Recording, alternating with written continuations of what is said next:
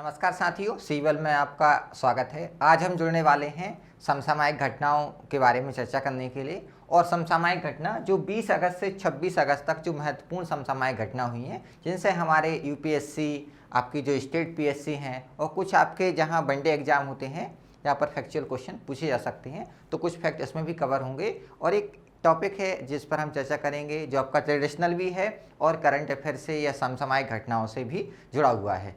तो आज हम ऐसे सारे टॉपिक पर चर्चा करेंगे जिनसे प्रीलिम्स और मेंस दोनों में क्वेश्चन बन सकते हैं। तो आइए जुड़ जाइए, आज हम चर्चा करने वाले हैं महत्वपूर्ण टॉपिक पर। सबसे पहले देखते हैं कि कौन सा टॉपिक है जिस पर हम चर्चा करेंगे। तो आज हम दो टॉपिक्स पर महत्वपूर्ण चर्चा करेंगे और तीसरा जो आपका मुद्दा रहेगा उसको भी देखेंगे कि हमें कौन से पेपर से कौन से जो महत्वपूर्ण संपादकीय होते हैं, जो आर्टिकल्स आते हैं, वो हमें पढ़ना चाहिए। तो इसके बारे में भी आज चर्चा करूंगा। उससे पहले हम चर्चा करेंगे कॉलेजियम प्रणाली। कॉलेजियम प्रणाली क्या होती है? एक ऐसी व्यवस्था है जिसके माध्यम से सर्वोच्च न्यायालय और उच्च न्यायालय, जिसे हम हायर जुडिशरी कहते हैं, उनके न्यायाधीशों की नियुक्ति की जाती है और उच्च न्यायालय के न्यायाधीशों का स्थानांतरण। मतलब तीन बातें इसमें: सर्वोच्च न्यायालय के मुख्य न्यायाधीश की नियुक्ति, सर्वोच्च न्यायालय के अन्य न्यायाधीशों की नियुक्ति और उच्च न्यायालय के न्यायाधीशों का क्या होता है? स्थानांतरण। और आपके जो उच्च न्यायालय है उसके मुख्य न्यायाधीश की नियुक्ति। तो नियुक्ति और ट्रांसफ़र के संबंध में जो व्यवस्था बनाई गई है, और जिस व्यवस्था के द्वारा, जिन समिति कह सकते हैं हम इसको, कि जिसमें मुख्य न्यायाधीश होते हैं और 4 अन्य सर्वोच्च न्यायालय के वरिष्ठ न्यायाधीश होते हैं, उनकी सिफारिश के आधार पर न्यायाधीशों की जो नियुक्ति होती है, उस कॉलेजियम व्यवस्था के बारे में हम चर्चा करेंगे कि इसका उद्भव कैसे हुआ और इसके उद्भव से संबंधित क्या क्या केस थे और इसकी कुछ आलोचनाएं हैं और कुछ इसका महत्व है, उस पर हम चर्चा करेंगे। सुजलाम जो अभियान है, जो हमारा ग्रे वाटर है, ग्रे वाटर मतलब जैसे किसी पानी को या जल को हमने नहाने में यूज किया, बर्तन धोने में यूज किया, अब वो जो पानी है उसको हम अगर दोबारा यूज करें, ठीक है, जिसको हम ऐसा कुछ करें कि जिससे वो हम उसको दोबारा यूज कर सकें और ये वाटर है जो पानी हमारा वेस्टेज ना जाए, तो उसके संबंध में अभियान है, उस पर हम चर्चा करेंगे। और तीसरा जो मैंने आपको बताया कि जो महत्वपूर्ण संपादकीय हैं वो हमें कहाँ से पढ़ना है, इस पर भी मैं आपको आज कुछ चर्चा करूँगा या इसके बारे में हम देखेंगे। तो आइए सबसे पहला टॉपिक हम देखते हैं, जजों की नियुक्ति के लिए कॉलेजियम व्यवस्था। अब जैसे ही हमारे मन में आता है कि न्यायाधीशों की नियुक्ति के लिए कॉलेजियम प्रणाली, जैसे ही कॉलेजियम शब्द आता है तो कॉलेजियम होता क्या है, कैसे काम करता है, तो पहले हम समझ लेते हैं कि ये संवैधानिक है या वैधानिक है। क्लियर? कई बार हमारे मन में सवाल आता है कि अगर संवैधानिक है तो कहाँ इसका वर्णन किया गया है। तो भारत के जो मुख्य न्यायाधीश हैं, ठीक है, और आपके हाईकोर्ट के मुख्य न्यायाधीश हैं, हाईकोर्ट के जजेस हैं, आपके सुप्रीम कोर्ट के जजेस हैं, इनकी नियुक्ति की जो व्यवस्था उसे हम कॉलेजियम कहते हैं। इस कॉलेजियम व्यवस्था का संविधान में कहीं वर्णन नहीं किया गया है, मतलब इसे लेटर कॉन्स्टिट्यूशन कहते हैं हम, या संविधान के बाद। इसका मतलब है कि जब हमारा संविधान लागू हुआ 26 जनवरी 1950 को, पूर्णतः जब हमारा संविधान लागू होता है, उस समय यह व्यवस्था विद्यमान नहीं थी। उसके बाद यह व्यवस्था आई है और कैसे आई उस पर हम चर्चा करने वाले हैं। तो ना तो इसके लिए संसद ने कोई अधिनियम पारित किया है और ना ही इसके लिए संविधान में कहीं से प्रावधान आपको देखने को मिलते हैं। तो ना संविधान में इसका प्रयोग है और ना ही इसके लिए कोई अधिनियम पारित किया गया है। चर्चा में क्यों है? तो आपको मालूम अभी हाल में ही 9 जजों की नियुक्ति की सिफारिश की गई है, तो इसलिए ये मुद्दा चर्चा में है। ये सारा क्रक्स है शुरुआत से लेकर आखिरी तक कि जो कॉलेजियम व्यवस्था है उसमें कौन कौन से केस आए, क्या क्या इंटरप्रिटेशन आया। फिर जो 99वां संविधान संशोधन था, उससे एनजेक, नेशनल जुडिशियल अपॉइंटमेंट कमीशन या राष्ट्रीय न्यायिक नियुक्ति आयोग जो बनाया गया था, उसकी भी हम चर्चा करेंगे। तो वो सारा क्रक्स यहाँ पर दिया गया है। पहले मैं आपको समझाऊंगा विस्तार से, फिर हम इसको देखेंगे। अब देखिए, चर्चा यहाँ से शुरू होती है, इसकी शुरुआत होती है, इसकी चर्चा शुरू होती है जब हम अनुच्छेद 124 और 217 को देखते हैं। तो 124 कहता है कि जो सर्वोच्च न्यायालय के न्यायाधीशों की नियुक्ति है वो राष्ट्रपति के द्वारा क्या है, की जाएगी, और इसमें राष्ट्रपति चाहें तो न्यायाधीशों का या किसी अन्य व्यक्ति की सलाह ले सकते हैं। ऐसे ही हम देखते हैं हाईकोर्ट के संदर्भ में, तो हाईकोर्ट के जो न्यायाधीश हैं या उच्च न्यायालय के न्यायाधीश हैं, उनकी नियुक्ति भी यहाँ पर राष्ट्रपति के द्वारा की जाएगी। और इसमें भी राष्ट्रपति क्या करेंगे, आपके हाई कोर्ट या उच्च न्यायालय के जो मुख्य न्यायाधीश हैं वो, और वहाँ के राज्यपाल से सलाह लेंगे। ये यहाँ पर मामला है कि राष्ट्रपति के द्वारा नियुक्ति की जाएगी। तो आप देखें हमारा जो संविधान है, और संविधान का हमारा अनुच्छेद 124, जिसमें क्या है, सर्वोच्च न्यायालय के जो जजेस हैं या न्यायाधीश हैं, इनकी नियुक्ति के संबंध में प्रावधान किया गया है कि इनकी नियुक्ति किसके द्वारा की जाएगी। तो पहली बात एक क्लियर है कि इनकी नियुक्ति राष्ट्रपति के द्वारा की जाएगी। दूसरी बात है कि राष्ट्रपति जब नियुक्ति करेंगे तो न्यायाधीशों की सलाह लेंगे। ठीक है, क्लियर, न्यायाधीशों का परामर्श लेंगे और उस परामर्श के आधार पर राष्ट्रपति क्या करेंगे, नियुक्ति करेंगे। अब मामला ये है कि जो राष्ट्रपति को सलाह दी जाएगी, वो जो सलाह है वो बाध्यकारी है क्या, या जो शब्द लिखा है सलाहकार या जो परामर्श लिया जाएगा, जो परामर्श शब्द जो न्यायाधीशों ने किसको दिया, राष्ट्रपति को, वो परामर्श का वास्तविक अर्थ क्या है। मतलब एक बात होती है कि जब राष्ट्रपति ने पूछा, राष्ट्रपति को सलाह दे दी गई फलाने व्यक्ति को आप जज बना दें, तो उस सलाह को मानना बाध्यकारी है कि नहीं, ये एक मामला उलझेगा जिस पर हम आगे चर्चा करने वाले हैं। लेकिन उससे पहले हम बात करें कि भारत में जुडिशरी की स्टार्ट होती है जब हमारे देश का संविधान लागू होता है। तो वहाँ पर स्पष्ट रूप से प्रावधान हमने देखा कि अनुच्छेद 124 कहता है कि राष्ट्रपति सर्वोच्च न्यायालय के न्यायाधीशों की नियुक्ति करेंगे और उसमें वो जजों की सलाह ले सकते हैं। पर यहाँ पर ये बात क्लियर नहीं कितने जज की ली जाएगी, वो जजों के द्वारा जो सलाह दी जाएगी वो बाध्यकारी होगी कि नहीं। ठीक है, तो इसका जो सीधा सा मतलब हम निकालें कि जजों की नियुक्ति का जो प्रावधान था वो किसको सौंप दिया गया है, राष्ट्रपति को, कि राष्ट्रपति क्या करेंगे, जजेस की नियुक्ति करेंगे। और आप जानते हैं ये राष्ट्रपति हैं वो काउंसिल ऑफ मिनिस्टर या जिसे हम कहते हैं मंत्री परिषद की सलाह पर कार्य करते हैं। वो स्वविवेक की शक्ति नहीं, यहाँ पर ये जो शक्ति है, जो नियुक्त करने की शक्ति है राष्ट्रपति को, वो मंत्री परिषद की सलाह पर राष्ट्रपति के द्वारा निर्णय लिया जाएगा। अब इतना आप समझे होंगे, आगे चलते हैं हम। 1952 या हम 50 के बाद ही बात करें कि नेहरू जी प्रधानमंत्री बनते हैं, और नेहरू जी के समय नेहरू जी के समय का जो कार्यकाल था वो न्यायपालिका व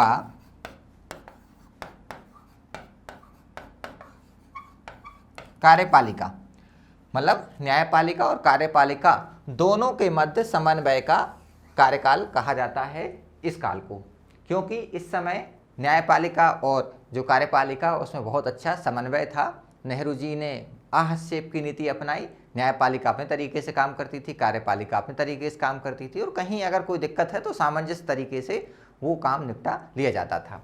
नेहरू जी ने एक बहुत अच्छी व्यवस्था प्रारंभ की यहाँ पर कि जो सर्वोच्च न्यायालय में न्यायाधीश हैं उनकी नियुक्ति वरिष्ठता के सिद्धांत पर क्या है, की जाएगी। एक बहुत अच्छा सिस्टम डेवलप किया नेहरू जी ने कि जो सर्वोच्च न्यायालय में न्यायाधीश हैं, जो मुख्य न्यायाधीश हैं, उनकी नियुक्ति क्या होगी, वरिष्ठता सीनियरिटी के आधार पर की जाएगी। और इसका बड़े अच्छे तरीके से नेहरू जी के कार्यकाल में पालन हमें देखने को मिलता है। बस एक थोड़ा मामला जब हम देखते हैं कि कब का मामला है 1964 का। ठीक है, 1964 में क्या हुआ कि जो जफर इमाम हैं, जफर इमाम की जगह गजेंद्र गढ़कर को क्या बनाया गया, भारत का CJI बनाया गया या सर्वोच्च न्यायालय के मुख्य न्यायाधीश बनाए गए। एकमात्र हमें नेहरू जी के कार्यकाल में यह बात देखने को मिलता है। अब इसके पीछे कुछ ठोस कारण है। कारण ये कि जफर इमाम क्या थे, लंबे समय से जो सर्वोच्च न्यायालय है उससे छुट्टियों पर थे, मतलब लंबे समय से नहीं थे, बहुत समय बाद आए थे। दूसरा था जफर इमाम आपकी जो हेल्थ समस्या है, स्वास्थ्य समस्याओं से उस समय जूझ रहे थे। तो सीके दफ्तरी के माध्यम से मुख्य न्यायाधीश ने ये बात कहलवाई नेहरू जी से कि जो इमाम साहब हैं वो स्वास्थ्य कारणों के कारण, मानसिक स्वास्थ्य के कारण इस पद को या सीजीआई के पद के कर्तव्यों को निर्वहन करने में सक्षम नहीं है। नेहरू जी ने जफर इमाम से बात की और इनको मनाया, और मनाने के बाद गजीन गढ़कर को भारत का सीजीआई नियुक्त किया गया। तो एक बार जो वरिष्ठता का सिद्धांत है वो यहाँ पर पालन नहीं किया गया, तो इसे अब बात कह सकते हैं। और आप जानते हैं गजेंद्र गढ़कर बाद में बहुत फेमस भारत के मुख्य न्यायाधीश हुए हैं। तो ये सिस्टम यहाँ से चला। इसके बाद दूसरे प्रधानमंत्री बनते हैं लाल बहादुर शास्त्री। हालांकि छोटा कार्यकाल था, लेकिन इसमें भी कोई विवाद हमें देखने को नहीं मिलता है। विवाद की स्थिति की जो शुरुआत होगी, जो प्रारंभ होगा, वो इंदिरा गांधी जी के कार्यकाल के दौरान हमें देखने को मिलेगा, जहाँ पर न्यायाधीशों की नियुक्ति के संबंध में विवादों का एक लंबा क्रम हमें देखने को मिलेगा, और जिससे आज भी हम कुछ हद तक देख रहे हैं कि कार्यपालिका और न्यायपालिका में इस मामले पर सिस्टम या बहस चलती रहती है। क्या जजों की नियुक्ति कार्यपालिका के द्वारा होनी चाहिए कि जजों की नियुक्ति जजों के द्वारा होनी चाहिए? इस पर हम आगे अभी चर्चा करने वाले हैं। अब क्या होता है, इंदिरा गांधी के समय आपको मालूम है कि 25 जून 1975 को हमारे यहाँ आपातकाल लगा। ठीक है, ये आपको मालूम है। इसके पहले आपको मालूम है 24 अप्रैल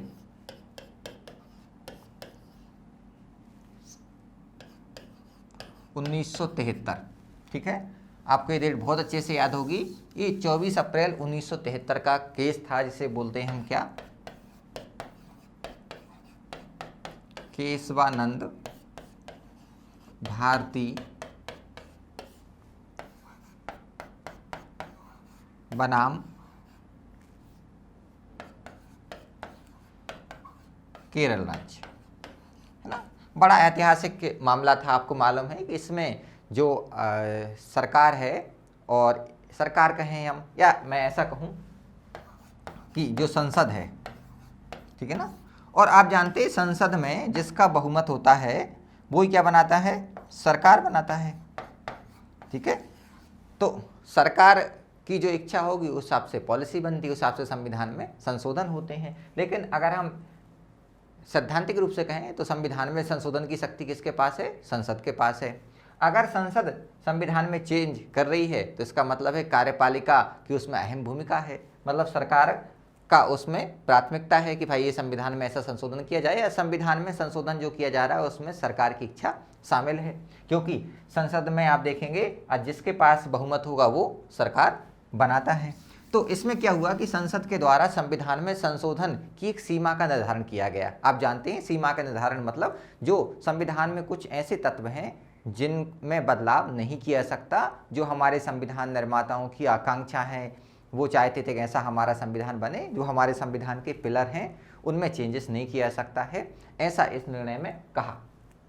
जब पूछा गया कि वो कौन से पिलर हैं, वो कौन सी हमारे संविधान निर्माताओं की आकांक्षाएं हैं, जो परिकल्पना है, तो कहा अभी नहीं बताएंगे हम। कब बताएंगे? जब समय समय पर, जब आवश्यकता होगी, जब उनके पास कोई मामला आएगा उस मामले पर फिर बताएंगे कि ये बेसिक स्ट्रक्चर का पार्ट है या संविधान की आधारभूत संरचना है या नहीं।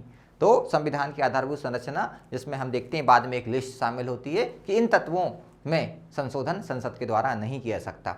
ठीक है, तो आप समझ गए कि संविधान में, जैसे आज हम बात करें कि आज संविधान में कोई चेंज किया जा रहा है तो उसमें हमारी जो वर्तमान सरकार है, क्योंकि बहुमत की सरकार है, तो उनका प्रभाव आपको देखने को मिलेगा। ऐसे ही इंदिरा गांधी की जो सरकार थी वो भी बहुमत की सरकार थी और उसका प्रभाव संविधान संशोधन में देखने को मिलता था। तो आप इसको सैद्धांतिक रूप से कह सकते हैं कि संसद की सीमा या संसद की शक्तियों को कम किया गया, लेकिन व्यवहारिक कहें कि कार्यपालिका या सरकार की जो सीमा है ना, उसको कम किया गया और न्यायपालिका ने ओवर रूल किया, या ऐसा कह सकते हैं कि वहाँ पर सुप्रीमेसी स्थापित हुई कि नहीं, आप हर जगह चेंज नहीं कर सकते हैं।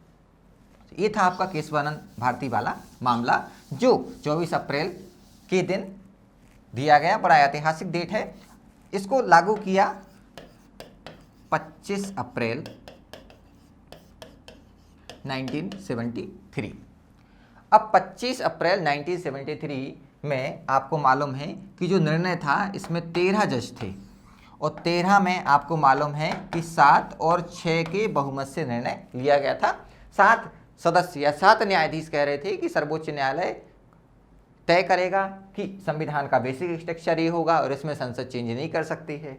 6 न्यायाधीश कह रहे थे कि बेसिक स्ट्रक्चर या संविधान की आधारभूत संरचना ऐसा कोई तत्व है नहीं, जब संविधान निर्माताओं ने तय नहीं किया तो हमें तय करने की आवश्यकता नहीं है। क्लियर है, इतना आप समझे। अब आगे देखते हैं इसके।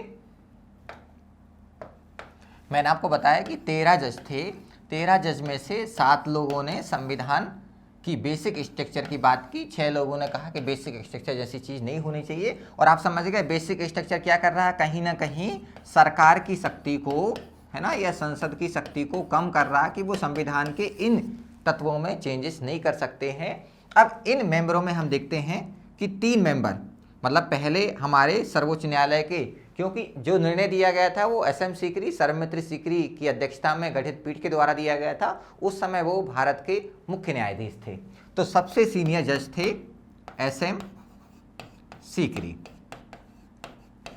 उसके बाद दूसरे जो जज थे उनका नाम था जस्टिस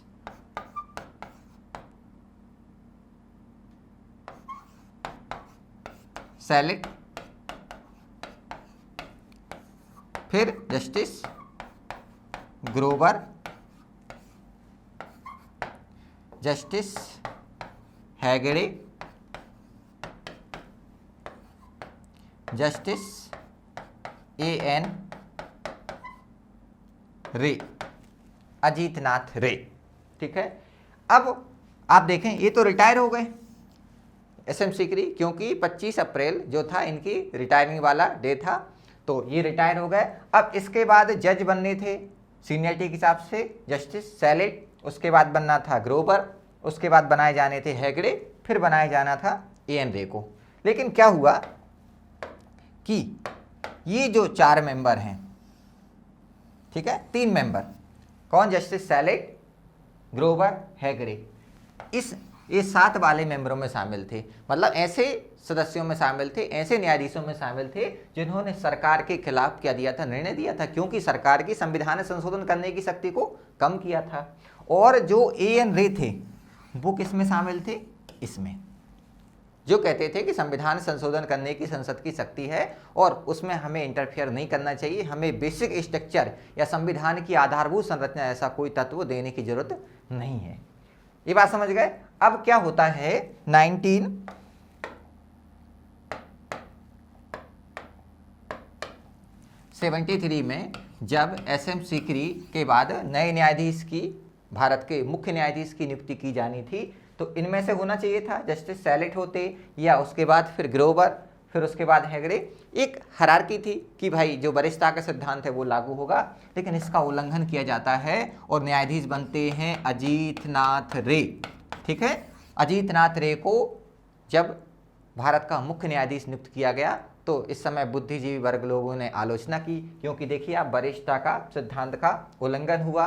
और इस बार जो नियुक्ति थी वो राजनीतिक करण हुआ था न्यायपालिका में, या जो न्यायपालिका में न्यायाधीशों की नियुक्ति है उसमें राजनीति का हस्तक्षेप हमें देखने को मिलता है। क्योंकि अगर एक सिस्टम के हिसाब से बात करें, हम वरिष्ठता के सिद्धांत से बात करें, तो इनकी नियुक्ति होनी थी और क्यों नहीं हुई, आप समझ गए कि ये मेंबर क्या थे, सरकार के विरोध में इन्होंने अपना पक्ष लिया था। इनने न्यायपालिका को गरिमा को बनाए रखने हेतु तीनों ने रिजाइन कर दिया और अजीतनाथ रे क्या बनते हैं आगे, भारत के मुख्य न्यायाधीश।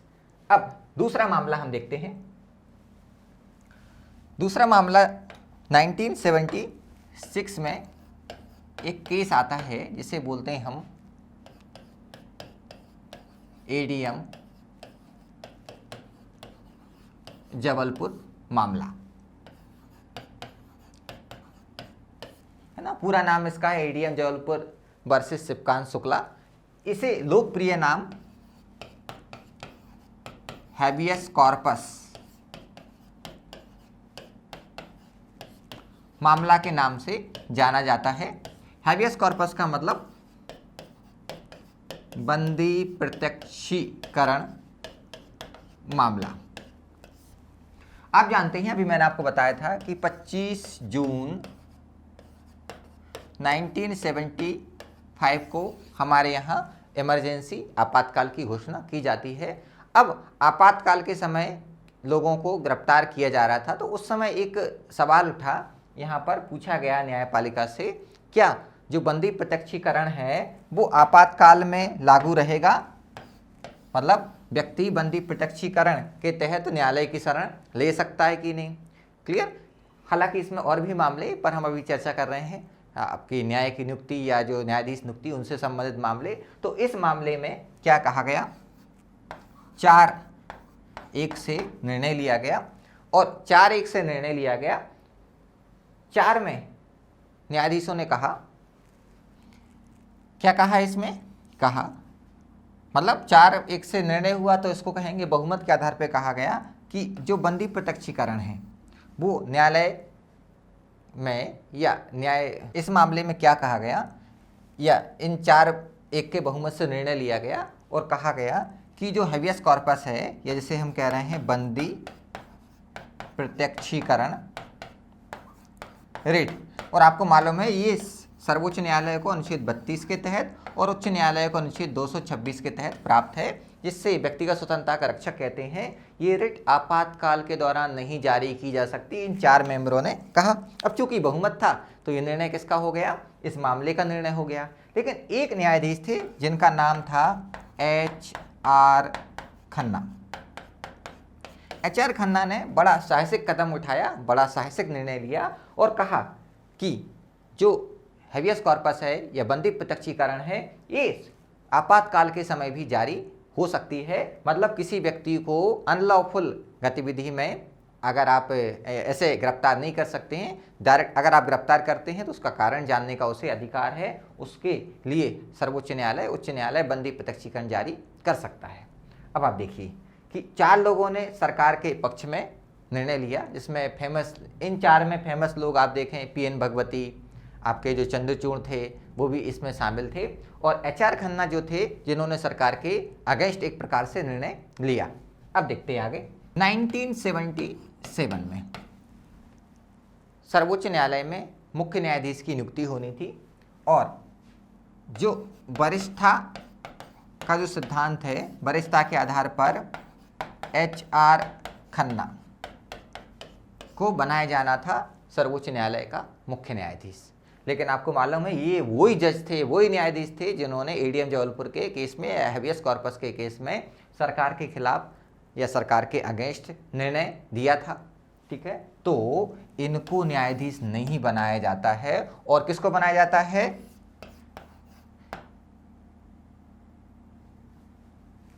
किसको बनाया जाता है, हमीदुल्ला बेग को। ठीक है, ये हमीदुल्ला बेग जो थे ना, वो 4-1 का निर्णय था, उन 4 न्यायाधीशों में ये शामिल थे। मतलब जिन्होंने सरकार की तरफ या सरकार के पक्ष में निर्णय दिया था उनको बनाया जाता है, और HR खन्ना को सर्वोच्च न्यायालय का मुख्य न्यायाधीश नहीं बनाया जाता है। तो पहला जो सिद्धांत या वरिष्ठता का सिद्धांत, उसका उल्लंघन कब हुआ, 1973 में, और दूसरा जो सिद्धांत का उल्लंघन हुआ 1977 में या 77 में। तो AN जो रे बनाए गए और यहाँ पर हमीदुल्ला बेग बनाए गए, जहाँ सीनियरिटी का या वरिष्ठता के सिद्धांत का उल्लंघन होता है। अब इसलिए जरूरत पड़ी कि भाई जो राष्ट्रपति को सलाह दी जाएगी जजों के द्वारा कि किसे भारत का मुख्य न्यायाधीश बनाएं, वो सलाह बाध्यकारी है या नहीं। तो इस मामले से निपटने के लिए, इसके समाधान के लिए हम जो पढ़ने जा रहे हैं जिन मामलों को, उन्हें फर्स्ट जज केस, आपका सेकंड जज केस और थर्ड जज केस के नाम से जानते हैं, जिसमें सर्वोच्च न्यायालय ने निर्णय दिए हैं। तो वो तीनों केसों को हम समझते हैं। सबसे पहला केस देखते हैं उसमें, जिसे बोलते हैं हम प्रथम न्यायाधीश मामला। प्रथम न्यायाधीश मामला में ये प्रश्न पूछा गया कि इसे हम SP गुप्ता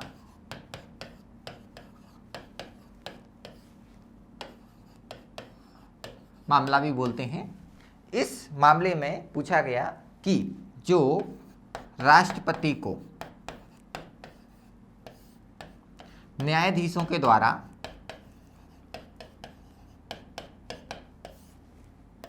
जो परामर्श दिया जाएगा कि भाई जजों की नियुक्ति की जाए, क्या वो परामर्श जो है वो बाध्यकारी है, ठीक है। या हम कहें कि जो सलाह है या जो परामर्श है, क्या इसको सहमति माना जाए। सरल शब्दों में मैं कहूं कि राष्ट्रपति को जिन न्यायाधीशों की सिफारिश की जाती है कि इन न्यायाधीशों को मुख्य न्यायाधीश नियुक्त किए जाएं या मुख्य न्यायाधीश नियुक्त किया जाए, क्या राष्ट्रपति उस सलाह को मानने के लिए बाध्य है क्या। तो इस केस में, पहला ये केस था, इस केस में कहा गया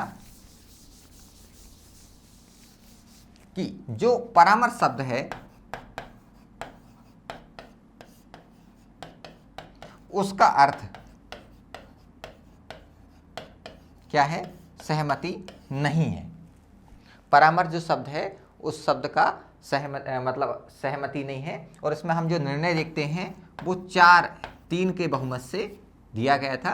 हालांकि इस केस में हमें ऐसा लगता है कि जो न्यायपालिका है उसने अपने ही खिलाफ निर्णय दिया और यहाँ पर कार्यपालिका को ज़्यादा पावर दी कि भाई कार्यपालिका जिसको चाहे उसको। अब यहाँ पर जो है परामर्श शब्द क्या है, सहमति नहीं है। दूसरा हमने बात की कि जो निर्णय लिया गया था वो 4/3 या 4:3 के लिया गया था। तीसरी बात, ये जो निर्णय था वो कार्यपालिका के पक्ष में था, जहां पर कार्यपालिका को छूट दी गई कि ये सिर्फ क्या है, कार्यपालिका ही मामला है, कार्यपालिका न्यायाधीशों की नियुक्ति कर सकती है और इसमें जो जजों के द्वारा जो सलाह दी जाएगी वो बाध्यकारी नहीं है। ये है जिसे कहते हैं हम प्रथम न्यायाधीश मामला, SP गुप्ता वर्सेस भारत संघ का जो मामला था। उसके बाद जो दूसरा केस आता है जिसे हम सेकंड जज के केस के नाम से जानते हैं, इसमें 1993 में मामला था यही वाला कि जो राष्ट्रपति को सर्वोच्च न्यायालय के न्यायाधीशों की नियुक्ति के संबंध में जो सलाह दी जाएगी वो बाध्यकारी है या नहीं है। तो पहला शब्द आया यहाँ पर कि जो परामर्श शब्द है वो क्या होगा, सहमति। इसका मतलब कि राष्ट्रपति को जो परामर्श दिया जाएगा वो सहमति माना जाएगा। इसका मतलब ये है कि राष्ट्रपति जो भी सलाह लेंगे या जो सलाह उनको मिलेगी वो सलाह को मानने के लिए राष्ट्रपति बाध्य हैं, ठीक है।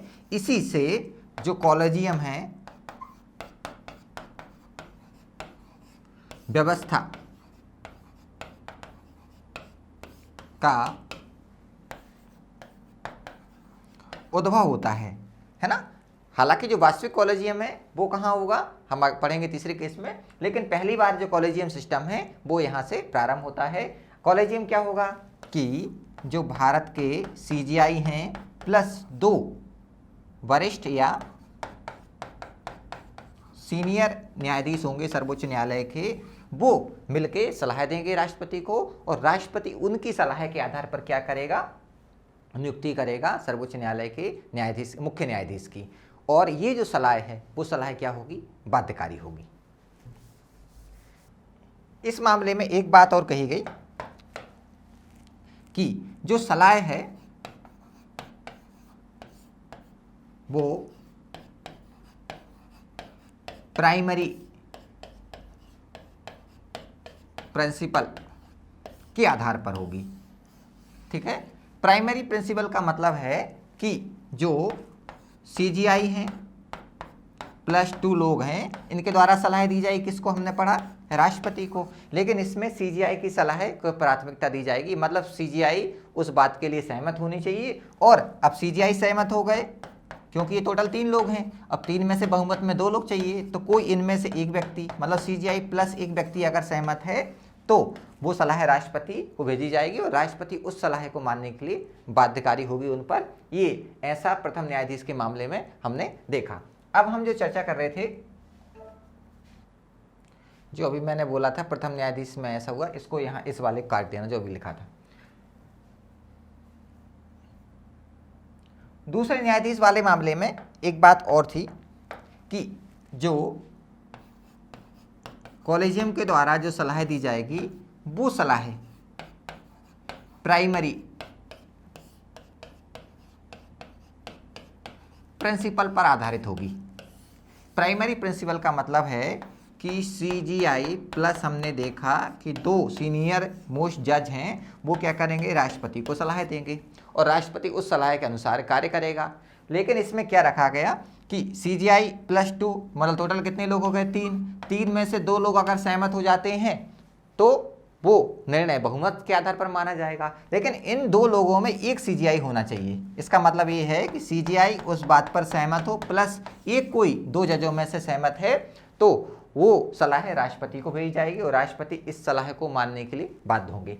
एक बात और इसमें कहा गया कि जब CGI प्लस जो 2 लोग हैं जो सीनियर जज हैं सर्वोच्च न्यायालय के, वो सलाह देंगे तो सलाह में ध्यान रखा जाएगा किसका, वरिष्ठता के सिद्धांत का। ठीक है, जो पंडित जवाहरलाल नेहरू के द्वारा व्यवस्था अपनाई गई थी, लेकिन उसे लीगल फॉर्म नहीं मिला था, एक वैधानिक रूप नहीं मिला था, लेकिन द्वितीय जो न्यायाधीश मामला था इसमें इसे वैधानिक रूप मिलता है और कहा कि वरिष्ठता के सिद्धांत का यहाँ पालन किया जाएगा, इसको ध्यान में रख के ही सिफारिश की जाएगी और उसके हिसाब से राष्ट्रपति नियुक्ति करेंगे। इसके बाद हम पढ़ने वाले हैं तीसरा न्यायाधीश मामला या तृतीय जज केस। ये केस नहीं था, ये था, इसे प्रेसिडेंशियल रेफरेंस बोलते हैं हम।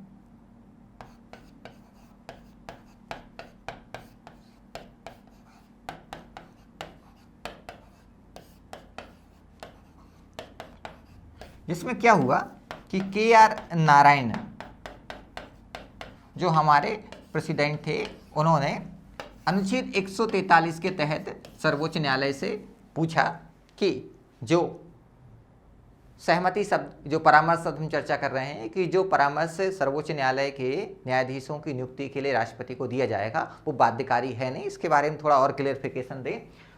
अब 143 क्या है आप जानते हैं, 143 के तहत राष्ट्रपति को ये अधिकार है कि वो सर्वोच्च न्यायालय से सलाह मांग सकता है और राष्ट्रपति को सर्वोच्च न्यायालय सलाह दे सकता है, लेकिन राष्ट्रपति इस सलाह को मानने के लिए बाध्य नहीं है। तो इस केस में प्रेसिडेंशियल रेफरेंस के माध्यम से पूछा गया। तो इसमें सबसे पहला हम देखें कि जो निर्णय था वो 7-2 के बहुमत से निर्णय लिया गया, 7-2 के निर्णय से बहुमत लिया गया और इसमें सबसे मेन था कि जो कॉलेजियम व्यवस्था है उसका वास्तविक रूप यहाँ हमें देखने को मिलता है, या जो वास्तविक कॉलेजियम है वो यहाँ पर उद्भव हुआ या उसकी शुरुआत हुई, उसकी स्थापना हुई। वास्तविक कॉलेजियम इसमें चेंज कैसा हो गया, अभी हमने देखा था कि CGI +2 जो न्यायाधीश हैं वो राष्ट्रपति को सलाह देंगे और राष्ट्रपति उनकी सलाह पर क्या करेंगे, नियुक्ति करेंगे सर्वोच्च न्यायालय के न्यायाधीश की। लेकिन इसमें चेंजेस किया गया, CGI +4 सीनियर मोस्ट जजेस ऑफ सुप्रीम कोर्ट, 4 सर्वोच्च न्यायालय के वरिष्ठतम न्यायाधीश और 1 भारत के मुख्य न्यायाधीश, ये 5 लोग मिलकर क्या करेंगे, राष्ट्रपति को सलाह देंगे और उस सलाह के आधार पर क्या करेंगे, राष्ट्रपति नियुक्ति करेंगे। और भी इसमें कुछ व्यवस्थाएं देखी गई, जिसमें वरिष्ठता का जो सिद्धांत है उसको ध्यान में रखा जाएगा। दूसरी बात, अगर किसी हाई कोर्ट के जजेस को सुप्रीम कोर्ट में नियुक्त किया जा रहा है और ऑलरेडी उस हाई कोर्ट का जज सुप्रीम कोर्ट में है तो उस सुप्रीम कोर्ट के जज से भी सलाह ली जाएगी। हालांकि इसके लिए अलग प्रक्रिया है, लेकिन उस जज से भी इसकी सलाह ली जाएगी। ऐसा तृतीय जो न्यायाधीश मामला था इसमें निर्णय लिया गया। आगे हम देखते हैं कि इसमें देखते हैं हम कि इसमें जो निर्णय लिए जाएंगे वो निर्णय बहुमत के आधार पर, लेकिन बहुमत में भी सम्यक प्रक्रिया में 2 प्रकार के व्यक्ति होंगे। एक आपके सर्वोच्च न्यायालय के मुख्य न्यायाधीश मतलब CGI 1 मेंबर, उसके अलावा जो 4 हैं वो सीनियर या वरिष्ठ न्यायाधीश हैं। इनमें एक जो सलाह है सर्वोच्च न्यायालय के मुख्य न्यायाधीश की उसमें होनी चाहिए। मतलब अगर कोई निर्णय लिया जा रहा है, इसको ऐसा समझें, अगर मैं इसको ऐसा लिखूं, 4 मेंबर इधर हैं और 1 मेंबर इधर हैं, मतलब 1 मेंबर कौन, CGI, तो इनकी सहमति अनिवार्य है। उसके अलावा इनमें से कोई अगर 2 लोग तैयार हो जाते हैं तो 3 लोग इस निर्णय को मान्य करेंगे। मतलब अगर जब बहुमत के आधार पर निर्णय लिया जा रहा है तो सीजीआई की उसमें सहमति होनी चाहिए। ये इस तृतीय न्यायाधीश मामले में निर्णय लिया गया। ये 98 से कॉलेजियम सिस्टम चला आ रहा था। 2002 में एक संविधान समीक्षा आयोग बनता है और संविधान समीक्षा आयोग ने सिफारिश की कि जो न्यायाधीश हैं उनकी नियुक्ति के लिए एक नेशनल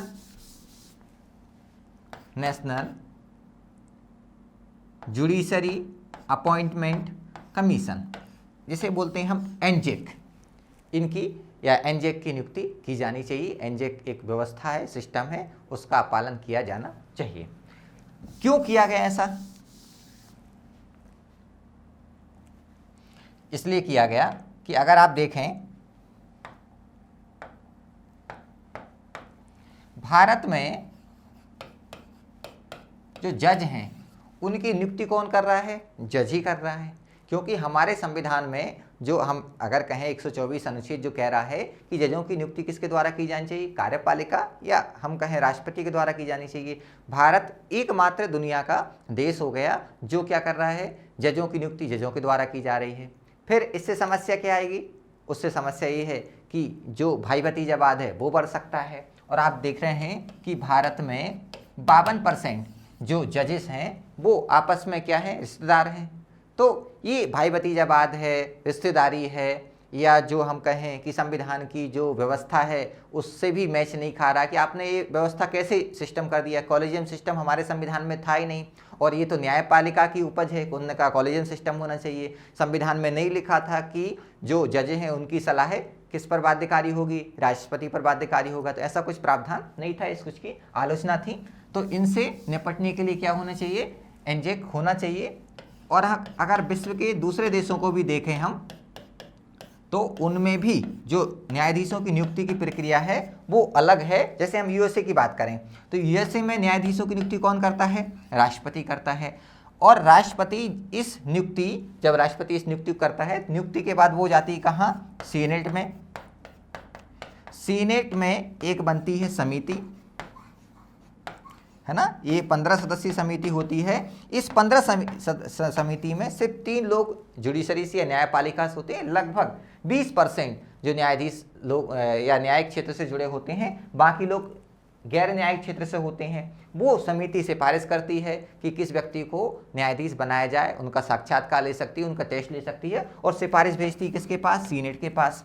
सीनेट इसे अपनी 2/3 बहुमत से पारित कर देती है, तो फिर न्यायाधीशों की नियुक्ति हो जाती है। देखिए कितनी शानदार प्रक्रिया है। अब अगर हम ब्रिटेन की बात करें तो ब्रिटेन में जो न्यायाधीशों की नियुक्ति है वो सम्राट के द्वारा की जाती है, और सम्राट करता है जो जिसे बोलते हैं नेशनल जुडिशरी अपॉइंटमेंट कमीशन। इसके द्वारा जो ब्रिटेन में है वो न्यायाधीशों की नियुक्ति की जाती है। तो आप देखें भारत दुनिया का एकमात्र देश है जहां जजेस की नियुक्ति जजेस के द्वारा की जा रही, जजेस अपॉइंटेड बाय जजेस। तो ये प्राकृतिक न्याय के सिद्धांत के अनुसार नहीं था। तो 2002 में हमारे संविधान समीक्षा आयोग ने सिफारिश की एनजेक जैसी व्यवस्था भारत में होनी चाहिए। न्यायपालिका ने भी कई बार कहा कि कॉलेजियम व्यवस्था में सुधार होना चाहिए। अब देखते हैं हम आगे क्या सुधार हुआ।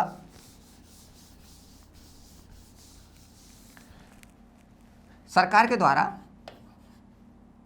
99वां संविधान संशोधन अधिनियम 2014 में लाया गया, और इसमें national judiciary appointment commission, Hindi में कहें राष्ट्रीय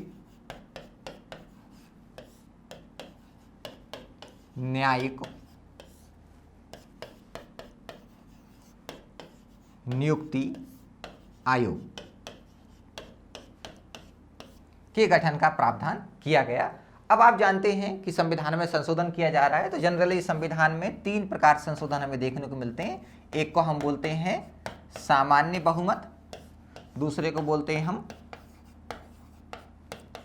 विशेष बहुमत, और तीसरे को बोलते हैं विशेष बहुमत के साथ आधे राज्यों की सहमति। मतलब ऐसा कोई प्रावधान जिसमें न्यायपालिका की शक्ति को कम किया जा रहा है, ठीक है, ऐसे प्रावधान को अगर हमें पारित करना, संविधान में बदलाव करना है तो राज्यों की सहमति होनी चाहिए। तो इस आधार पर ये वाला इस संशोधन के माध्यम से संविधान में संशोधन किया गया और 99वां संविधान संशोधन पारित किया गया। 99 जो संविधान संशोधन था, इसमें हमारे अनुच्छेद 124 में 3 क्लॉज जोड़े गए। 124 में ए, बी और सी। अनुच्छेद 124 का ये जो हमारा एनजेक है या राष्ट्रीय न्यायिक नियुक्ति आयोग है, उसके गठन का प्रावधान करता है। अनुच्छेद 124 का बी है उसकी संरचना और अनुच्छेद 124 ए है गठन का प्रावधान करता, संरचना की बात करती है, उसकी बी कार्यों की बात करता है, क्या क्या उसके कार्य होंगे, और सी को या सी में ऐसा प्रावधान किया गया कि संसद चाहे तो एनजेक के संबंध में या राष्ट्रीय न्यायिक नियुक्ति के संबंध में, आयोग के संबंध में कानून बना सकती है। ये 3 प्रावधान किए गए। अब हम देखते हैं राष्ट्रीय न्यायिक नियुक्ति आयोग है उसकी संरचना। तो ये कुल 6 मेंबर इसमें थे। सबसे पहला मेंबर होगा जो क्या होगा, इसका अध्यक्ष CJI, chief justice of India, Bharat के मुख्य न्यायाधीश क्या होंगे, इसके अध्यक्ष होंगे। 2 अन्य मेंबर कौन होंगे, सुप्रीम कोर्ट के वरिष्ठ न्यायाधीश, 1, 2, 3 मेंबर। 1 मेंबर होगा जो भारत का विधि मंत्री होगा, 1 + 2 + 1 4, 4 मेंबर हो गए। अब बाकी जो 2 मेंबर हैं वो क्या होंगे, विधिवेत्ता। विधिवेत्ता मतलब एमिनेंट पर्सन, जो कानून के जानकार होंगे, जो कहाँ से आएंगे, जो एससी से होंगे या एसटी से होंगे या ओबीसी से होंगे, ठीक है, या महिला वर्ग से होंगे, तो इन क्षेत्रों से ही आएंगे। लेकिन इन मेंबर जो विधिवेत्ता हैं ये क्या होंगे, मनोनीत होंगे, और इनको मनोनीत करने के लिए एक समिति बनाई जाएगी। उस समिति में भारत के मुख्य न्यायाधीश मतलब सीजीआई, दूसरा व्यक्ति भारत का प्राइम मिनिस्टर मतलब भारत के प्रधानमंत्री, और तीसरा विपक्ष का नेता, ठीक है। और अगर विपक्ष का नेता नहीं है तो सबसे बड़ी जो पार्टी है उस पार्टी का जो मुखिया होगा। ये 3 लोगों की समिति बनेगी। ये समिति सिफारिश करेगी किसकी, 2 मनोनीत सदस्यों की जो विधिवेत्ता होंगे, जो जानकार होंगे, क्योंकि इसकी कोई परिभाषा नहीं है हालांकि कौन विधिवेत्ता होगा। इसके आधार पर इनकी नियुक्ति की जाएगी, राष्ट्रपति नियुक्ति करेंगे। ये 6 लोग मिलकर क्या करेंगे, ये 6 लोग मिलकर राष्ट्रपति को सलाह देंगे कि फलाने व्यक्ति को भारतीय सर्वोच्च न्यायालय का मुख्य न्यायाधीश नियुक्त किया जाए, न्यायाधीश नियुक्त किया जाए। अब देखिए इन 6 के द्वारा जो नियुक्ति की जाएगी, इसमें लिखा था इसमें अगर 2 मेंबर असहमत होते हैं,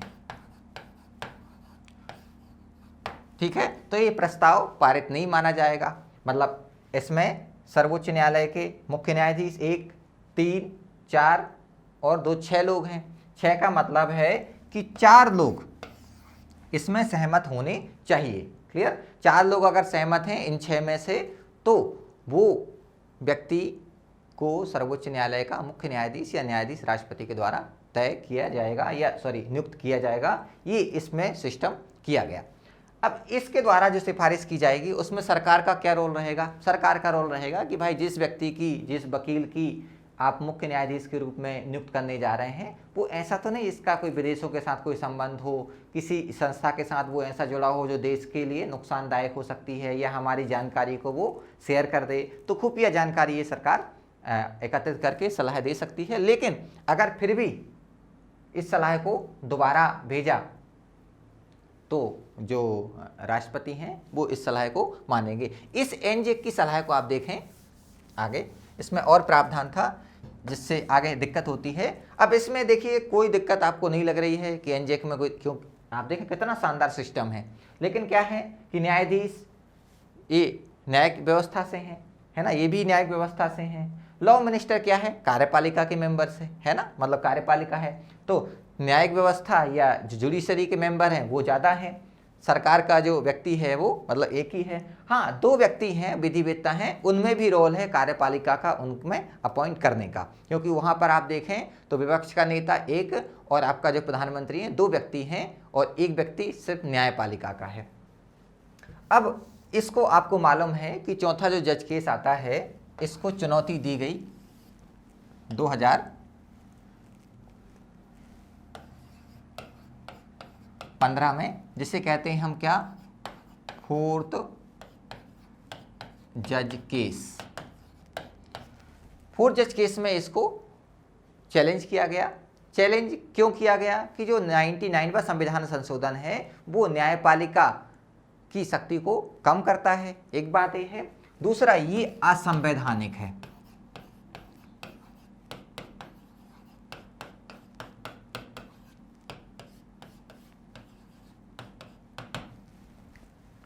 अब असंवैधानिक क्यों है? असंवैधानिक इसलिए है कि भाई एक जो सर्वोच्च न्यायालय के मुख्य न्यायाधीश हैं या अध्यक्ष होंगे, इस मामले से कोई दिक्कत नहीं है ना। जब पूछा गया कि भाई इसमें ऐसी क्या समस्या है कि आप पूरे के पूरे जो 99वां संविधान संशोधन है उसे ही रद्द कर रहे हैं, तो सर्वोच्च न्यायालय ने तर्क दिया कि पहला, इससे कोई दिक्कत नहीं। अब दूसरा, जो हमारे भारत सरकार के वकील थे पूछते कि दूसरा जो है कि 2 सर्वोच्च न्यायालय के सीनियर जज होंगे, बोले कोई दिक्कत नहीं इससे। तीसरी, जो भारत का विधि मंत्री, इससे कोई दिक्कत नहीं। तो सर्वोच्च न्यायालय के न्यायाधीश बोलते हैं कि भाई दिक्कत, चलो इसको छोड़ते हैं, इसमें ज़्यादा दिक्कत नहीं है। नेक्स्ट बात है कि 2 जो व्यक्ति होंगे विधिवेत्ता, क्लियर, इसमें भी दिक्कत नहीं।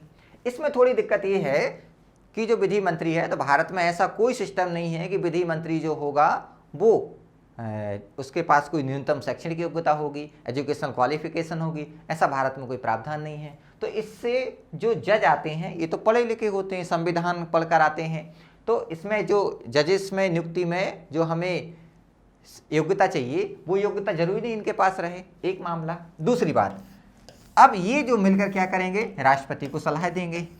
क्लियर, हमने क्या देखा कि अगर इनमें से 4 लोग सहमत हैं तो राष्ट्रपति के पास सलाह जाएगी। राष्ट्रपति इस सलाह को एक बार वापस भेज सकता है, ठीक है, यहां तक भी कोई दिक्कत नहीं है।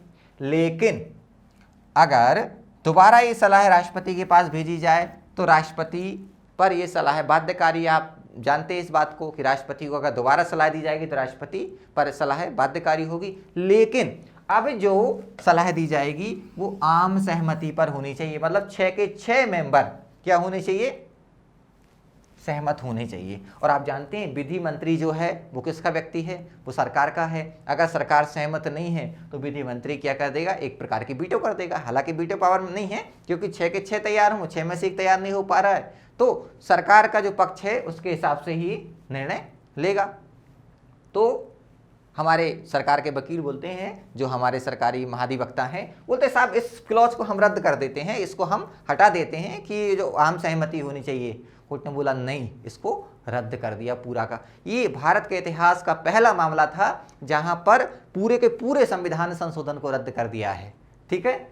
ये है आपका 4th जज केस। और अब जब 4th जज केस एनजेक जब समाप्त हो गया तो कॉलेजियम व्यवस्था फिर से बहाल हो गई, पुनर्जीवित हो गई। और अब जो नियुक्ति की जाती है वही सर्वोच्च न्यायालय के मुख्य न्यायाधीश व 4 वरिष्ठ न्यायाधीशों की सलाह पर राष्ट्रपति को सलाह दी जाती है। राष्ट्रपति उस सलाह के आधार पर क्या करते हैं, नियुक्ति। तो ये है क्या, कॉलेजियम व्यवस्था। चलिए आगे चलते हैं। तो देखिए हमने सरकार की भूमिका देखी। सरकार कॉलेजियम के बारे में आपत्तियां उठा सकती है। अगर कॉलेजियम में जो व्यक्ति कोई वकील है और उसको सर्वोच्च न्यायालय का न्यायाधीश बनाना है, उसकी सिफारिश की गई है, तो उसकी जांच की जा सकती है कि भाई ऐसा व्यक्ति तो नहीं इससे नुकसान हो सके, या उसके इंटेलिजेंस ब्यूरो द्वारा जांच की जा सकती है, ठीक है। अब हम बात करते हैं, ये तो हो गई, यहां पर 4 बात आप देखें कि एक नियुक्ति की बात है सर्वोच्च न्यायालय सुप्रीम कोर्ट के CGI, दूसरी है सर्वोच्च न्यायालय के जो अन्य जज हैं, ठीक है। चौथा है उच्च न्यायालय के मुख्य न्यायाधीश के लिए, और 5वां है आपका हाई कोर्ट के अन्य न्यायाधीशों के लिए सबसे पहले देखते हैं हम सर्वोच्च न्यायालय के मुख्य न्यायाधीश। अभी हमने देखा सर्वोच्च न्यायालय के मुख्य न्यायाधीश की नियुक्ति की जाएगी। वो क्या है, भारत के मुख्य न्यायाधीश प्लस 4 मेंबर क्या करेंगे, सलाह देंगे राष्ट्रपति को, और राष्ट्रपति उस सलाह के आधार पर नियुक्ति करेगा। हालांकि इसका क्या है, ये कॉलेजियम डायरेक्ट राष्ट्रपति को नहीं भेजता है, ये भेजता है विधि मंत्रालय को, और विधि मंत्रालय भेजते हैं इसको प्राइम मिनिस्टर के पास। प्राइम मिनिस्टर के बाद जाती है कहाँ, राष्ट्रपति के पास, और राष्ट्रपति इस आधार पर क्या है, नियुक्ति कर देते हैं सर्वोच्च न्यायालय के मुख्य न्यायाधीश की। ऐसे ही हम बात करें सर्वोच्च न्यायालय के जज की, तो सेम व्यवस्था 1+4 मेंबर अपॉइंट, इसकी सलाह देंगे, विधि मंत्रालय के पास जाएगी फाइल, प्रधानमंत्री के पास जाएगी, और फिर प्रेसिडेंट इस पर लास्ट में निर्णय लेंगे। ये मामला तो हमारा खत्म सर्वोच्च न्यायालय के मुख्य न्यायाधीश और आपके अन्य न्यायाधीश की। अब बात करते हैं हाई कोर्ट के जजेस की। इसमें क्या होता है, सबसे पहले हाई कोर्ट के जज की, या हाई कोर्ट के जज में मुख्य न्यायाधीश की नियुक्ति की जानी हाई कोर्ट में, तो हाई कोर्ट के CJI मतलब chief justice of high court plus 4 क्या होंगे, सीनियर मोस्ट जज होंगे, वो सलाह देंगे। ठीक है, ये हाई कोर्ट का कॉलेजियम कहलाता है। ये सलाह देंगे किसको, भारत के CJI +2 सीनियर जज ऑफ सुप्रीम कोर्ट। ठीक है ना, ये हाई कोर्ट के कॉलेजियम द्वारा, मतलब हाई कोर्ट के मुख्य न्यायाधीश और 4 सीनियर न्यायाधीशों के द्वारा हाई कोर्ट की सिफारिश दी जाएगी सर्वोच्च न्यायालय को।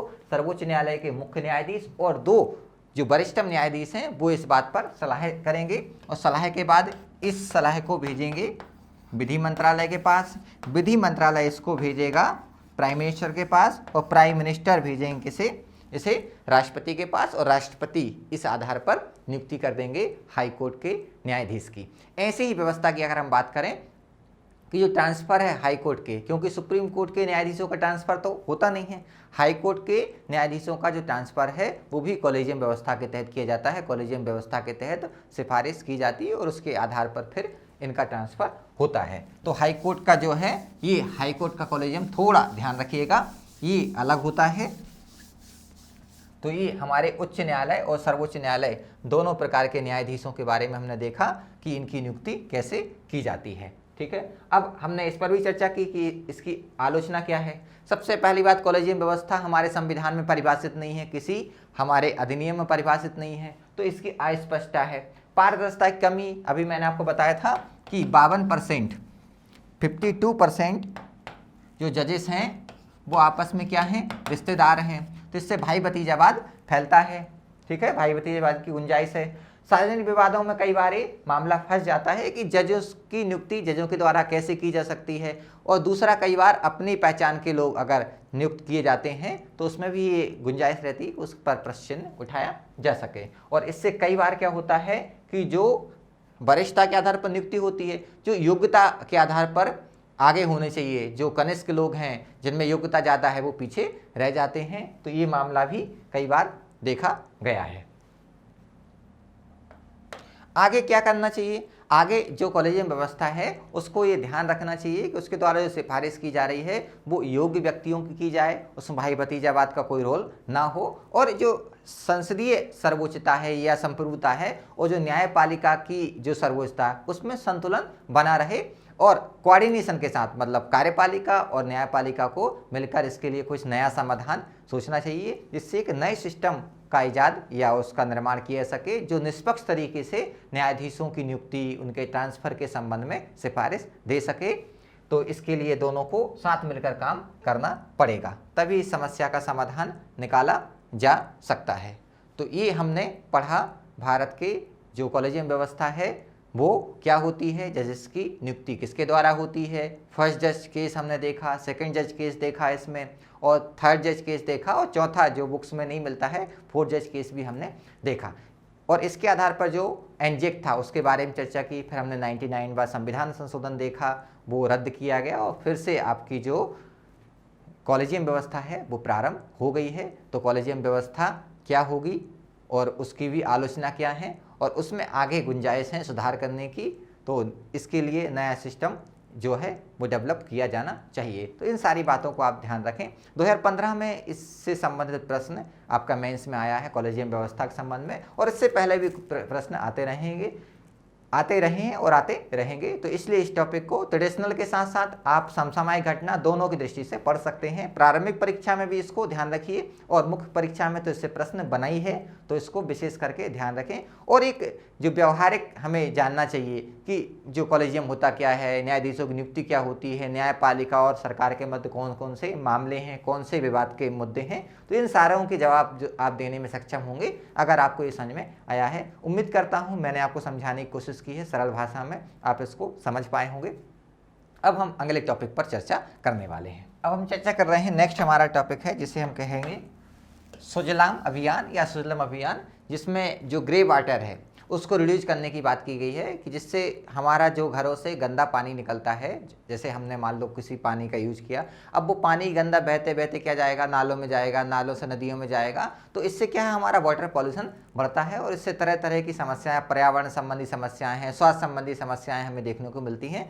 तो इस चक्र को हम अगर रोक लें, जो हमारा पानी किया जो यूज है अगर उसे हम प्यूरीफाई करके या उसे क्लीन करके किसी भी माध्यम से, है ना, गड्ढा अगर खोद दिया जाए, वो गड्ढा खोदने के बाद उसे क्या है उसमें उस पानी जाए, धीरे धीरे वो फिर छनने के बाद क्या होगा, फिर अगर मिट्टी में जाता है तो पर्यावरण को नुकसान नहीं होगा। तो उसको बढ़ावा देने के लिए ये अमृत महोत्सव के रूप में 25 अगस्त को मनाया गया है और 25 अगस्त को सुजलाम 100 दिनों का एक अभियान शुरू किया गया। इस अभियान का उद्देश्य क्या है कि ग्राम स्तर पर जो अपशिष्ट जल है उसका प्रबंधन अधिक अच्छे तरीके से किया जाए और ODF प्लस गांवों का निर्माण करना है। ODF प्लस मतलब जहां पर शौच के लिए लोग बाहर नहीं जाते हैं, उसे ओपन डिफिस जिसे ODF प्लस कहते हैं, मतलब जहां पर बाहर शौच या लोग बाहर शौच के लिए नहीं जाते हैं। अब इसमें क्या होगा कि अगर इस समस्या का समाधान हमें करना है तो जैसे हमने कोई पानी या जल है यूज किया, उस जल को अभी हम सीधा जाने देते हैं। अगर हम उसके लिए कोई गड्ढे का निर्माण करें, ऐसे गड्ढे जहां पर ये पानी क्या करे, ये गड्ढा सोख लेगा, तो इसमें जो भी अवशिष्ट है वो इसमें छन कर रह जाएगा और पानी फिर पृथ्वी में आगे निकल जाएगा। तो ऐसे सोख पिटों का निर्माण किया जाना है। तो खुली बैठकों, ग्राम सभा की बैठकों का आयोजन किया जाए और उसमें ODF को बनाए रखने के लिए संकल्प पारित करें इस मिशन के तहत कि जो आपका ग्रे जल है उसको बड़ी मात्रा में जो सुखाया जाएगा वो गड्ढों के माध्यम से किया जाएगा। और इसके लिए 100 दिनों की एक योजना विकास करना इसका उद्देश्य है और कई जगह इसके लिए क्या है गड्ढों का निर्माण करना पड़ेगा जिससे वो पानी जो है वो साफ हो सके, स्वच्छ हो सके। इससे सामुदायिक लोगों के माध्यम से, मतलब सभी लोगों को मिलजुल कर काम करना पड़ेगा। सामुदायिक भागीदारी के माध्यम से शौचालयों को फिर से हमें बनाना पड़ेगा जिससे बाहर में जो बाहर जाकर शौच की प्रवृत्ति है उसको रोका जा सके और तभी हम इस उद्देश्य को प्राप्त कर सकते हैं। अब ग्रे जल का जो है प्रबंधन कैसे कर सकते हैं। ग्रे जल का मतलब पहले आप समझ गए ना कि हमने ऐसा पानी जो नहाने में यूज किया, हमने कपड़े धोने में यूज किया, हमने कार धोई, हमने बाइक धोई, तो जो पानी हमने यूज किया था वो क्या है ग्रे वाटर में यूज हो चुका है। ठीक है, तो जैसे रसोई, स्नान घर, कपड़े धोने, बर्तन धोने के रूप में जो अवशिष्ट जल है वो ग्रे जल है। इसके लिए हम 3R की तकनीक प्रयोग करते हैं। 3R में देखें, पहला रिड्यूस मतलब कम करें खर्च, ताजे पानी का कम से कम उपयोग हमें करना है जिससे क्या होगा कम से कम जो ग्रे वाटर है वो प्रोड्यूस होगा। मतलब जब हम ज़्यादा पानी यूज नहीं करेंगे तो ग्रे वाटर भी कम निकलेगा। फिर है रीयूज, ऐसा पानी जिससे हमने ग्रे वाटर में बदल दिया है, या मैं कहूँ मैंने पानी से नहा लिया, मैंने गाड़ी धो ली, मैंने रसोई में यूज कर लिया, उस पानी का हम प्रयोग कहाँ कर सकते हैं, बगीचे में, है ना, वाहन धोने में कर सकते हैं कुछ पानी का, शौचालय फ्लशिंग में कर सकते हैं, है ना, इन सारे मामलों में हम ग्रे वाटर का उपयोग कर सकते हैं। तीसरा R है रिचार्ज, है ना, सॉकेट पिट, लीच पिट आदि ऐसी तकनीकों के अपनाकर भूजल का जो है उस पानी को रिसाइकिल किया जा सकता है। जैसे मैंने आपको बताया था कि अगर ये गड्ढा बनाया जाए, इसके लिए विशेष गड्ढे बनाए जाते हैं, उस पानी का जो बहाव है उस गड्ढे में किया जाए और इससे उसको फिल्टर किया जा सकता है या पुनः उपयोग के लिए बनाया जा सकता है। और इससे पृथ्वी में भी जाएगा, पृथ्वी के अंदर जो पानी जाएगा वो भी स्वच्छ होकर जाएगा, तो पर्यावरण की दृष्टि से नुकसानदायक नहीं होगा। और पर्यावरण का नुकसान मतलब हम इनडायरेक्ट कह सकते हैं कि उसका प्रभाव हम पर पड़ता है, फिर हमें उसका नुकसान भोगना पड़ता है। अब इससे महत्व क्या होगा? सबसे बड़ी महत्व होगा कि जो जल संकट की समस्या है, क्योंकि अगर हम पानी को कम यूज करेंगे तो उससे हम बच जाएंगे। दूसरा, जो प्रदूषण पानी में फैल रहा है या वाटर का जो पॉल्यूशन बढ़ रहा है, उस पॉल्यूशन की समस्या से हम निजात पा सकते हैं, जल संकट की समस्या से निजात पा सकते हैं। और गांव में जो बाहर जाने या बाहर शौचालय की जो व्यवस्था है, शौच के लिए बाहर जाते थे, उस सफाई को भी हम ध्यान रख सकते हैं, जिससे ओडीएफ से की जो समस्या है या जो बाहर जो शौचालय के लिए लोग जाते थे उससे जो गंदगी फैलती थी उससे भी बचाया जा सकता है। और इसमें एक जन भागीदारी का बहुत बड़ा रोल रहेगा। अब जो हम चर्चा कर रहे हैं ओडीएफ, ये ओडीएफ होता क्या है? ठीक है, तो ओडीएफ टैग किसको दिया जाता है? 2016 में मार्च में ये टैग जारी किया गया। इसमें क्या कहा गया? एक शहर या वार्ड को ओडीएफ शहर या वार्ड के रूप में अधिसूचित कब किया जाएगा? अगर दिन के, ध्यान रखें, दिन के किसी भी समय एक भी व्यक्ति खुले में शौच नहीं करता है तो उसे क्या कहा जाएगा? ओडीएफ। ठीक है, ये स्वच्छ भारत मिशन के तहत एक प्रकार का प्रोग्राम है जो स्वच्छ भारत मिशन को बढ़ावा देता है। अब इसके बाद एक शब्द आता है ओडीएफ के बाद, ओडीएफ प्लस। अभी हमने क्या पढ़ा था कि अगर किसी शहर या किसी वार्ड में एक व्यक्ति दिन के समय शौच बाहर नहीं करता है तो वो ओडीएफ कहलाएगा। इसमें है एक शहर या वार्ड या कार्यमंडल को ओडीएफ घोषित कब किया जाएगा? जब दिन के किसी भी समय एक व्यक्ति को खुले में शौच और पेशाब, मतलब बाथरूम भी नहीं जाएगा और इसके लिए भी नहीं जाएगा, अगर नहीं पाया जाता है तो उसे हम क्या? ओडीएफ प्लस का दर्जा देंगे। साथ ही सार्वजनिक शौचालय की जो शैली होगी वो अच्छी तरीके से होगी, मतलब स्वच्छ रहेगी, जब हम जाएं तो वहां पर वो क्लीन मिलेगा। फिर होता है ओडीएफ प्लस प्लस। इसमें क्या है? एक साथ और जुड़ गई है इसमें कि पहली बात तो बाहर नहीं मिलेगा, ना बाथरूम करते हुए ना आपका शौच करते हुए। दूसरी बात है कि यहाँ के जो सीवेज है वो सही रहेगा, सामुदायिक जो स्वास्थ्य जहाँ पर शौच के लिए लोग जाते हैं, शौचालय होते हैं, वो स्वच्छ है, और उनका जो निर्वाह है सीवेज का, वो डंपिंग है, वो सही तरीके से होनी चाहिए, मतलब वो जो सीवेज है उसका भी जो मेंटेनेंस है, वो निस्तारण है, वो सही तरीके से होना चाहिए। तो इसे कहते हैं हम क्या? ODF plus. तो यहाँ पर हमारा सुजलाम जो था वो समाप्त होता है। अब कई बार बच्चे सवाल पूछते हैं कि सर आर्टिकल के लिए कौन सा न्यूज़पेपर पढ़ा जाए हमारे द्वारा। तो देखिए, इंग्लिश में अगर आप पढ़ सकते हैं हिंदी मीडियम के लिए तो द हिंदू से बेस्ट कुछ नहीं है। ठीक है, हालांकि हम लोग कोशिश करते हैं कि आपको द हिंदू का मैटर उपलब्ध करा सके और हिंदी में हम लोग इस दिशा में कार्य कर रहे हैं। अगर जो हिंदी नहीं पढ़ सकते हैं वो जनसत्ता जो न्यूज़पेपर है उसका सहारा ले सकते हैं। वो भी इसमें थोड़ा जो एडिटोरियल होता है वो हमारे एनालिटिकल पावर है उसको बढ़ाता है। और इसके अलावा आप जिस राज्य में रहते हैं वहाँ जो दैनिक समाचार आता है, जो भी आपका न्यूज़पेपर है वहाँ का, उसको यूज कर सकते हैं। और इसके अलावा जो आपके समसामयिक घटना बनेगी, जो चाहे वो राज्य व्यवस्था संबंधित हों, चाहे वो अर्थव्यवस्था संबंधित हों, चाहे वो भूगोल से संबंधित हों, चाहे वो विज्ञान व तकनीक संबंधित हों, तो हमारी जो टीम है वो मिलकर इस दिशा में कार्य कर रही है कि आपको प्रोवाइड हो। लेकिन आप अगर द हिंदू पढ़ सकते हैं तो वेल एंड गुड, इससे बढ़िया कोई चीज़ नहीं हो सकती है। फिर आप उसके अगर नहीं पढ़ सकते तो जनसत्ता का सहारा ले सकते हैं, या इसके अलावा आपको कोई अगर पसंद है, क्योंकि हिंदी में हमारे पास उतनी वैरायटी नहीं है न्यूज़पेपर में, क्योंकि द हिंदू हिंदी में नहीं आता है। और आप समझते हैं कि यूपीएससी में द हिंदू का बहुत बड़ा रोल है। हालांकि आपको ये विभिन्न साइटों के माध्यम से या यूट्यूब के माध्यम से हिंदी में भी अब उपलब्ध होने लगा, लोग उसका ट्रांसलेट करके डालने लगे हैं। तो आज हमारा जो है समसामयिक घटनाओं का क्रम यहीं समाप्त होता है। उम्मीद करता हूँ आपको समझ में आया होगा। अगले वीक फिर मिलते हैं हम नए टॉपिक के साथ, नए उत्साह के साथ। पढ़ते रहिए, तब तक के लिए धन्यवाद।